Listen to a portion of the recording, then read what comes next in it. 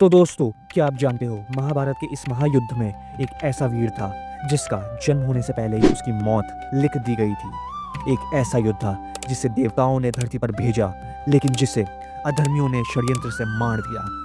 उस महान योद्धा का नाम था अभिमन्यु। तो आज मैं आपको बताऊंगा कैसे उसके अधूरे ज्ञान का फायदा उठाकर अधर्मियों ने मिलकर एक ऐसे वीर को मारा जिसके बलिदान ने पूरी महाभारत को हिला दिया। तो सनातन धर्म की जय बोल के वीडियो को स्टार्ट करते हैं।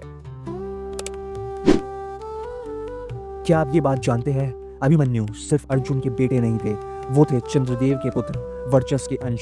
जब देवताओं ने चंद्र से कहा तेरा पुत्र धरती पर जाएगा अधर्म का विनाश के लिए, तब चंद्र ने कहा मैं उसे सिर्फ 16 वर्ष तक जीवित रख पाऊंगा, उसके बाद मुझे वो वापस चाहिए। और यही शर्त बनी उसके जन्म और मृत्यु का लिखा हुआ खेल। और अब अर्जुन और सुभद्रा का विवाह हुआ।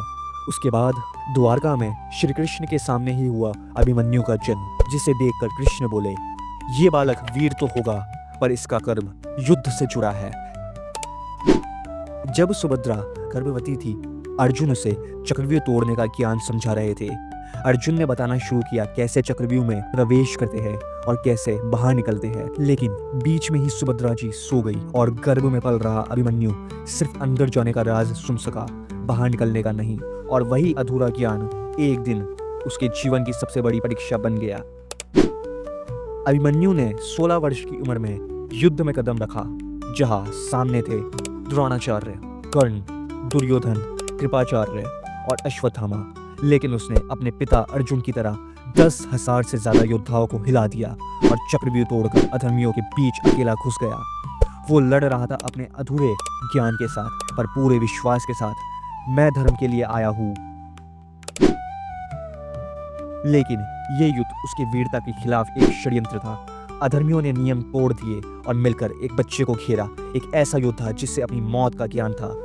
फिर भी वो लड़ा, बिना पीछे हटे, बिना डर के, बिना दया के। और जब उसका शरीर गिरा तो मैदान में शोर नहीं, शांति छा गई, क्योंकि एक देवपुत्र अपना कर्तव्य पूरा करके चला गया।